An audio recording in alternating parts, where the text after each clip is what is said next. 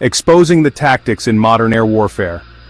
Today we decode how Pakistan downed India's Rafael jets.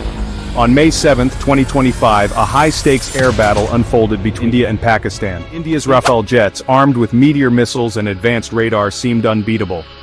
But Pakistan had a strategic ace up its sleeve. Pakistan deployed JF-17 Block 3 and J-10C fighters, both equipped with PL-15 missiles. The PL-15S have a staggering 300 kilometers range, but fighter radars detect much closer. So, how did Pakistan leverage this? Enter Pakistan's AWACS aircraft, the ZDK-03 and Saab-2000. These airborne radar systems detected the Rafales from 300 to 400 kilometers away and relayed positions to Pakistani fighters.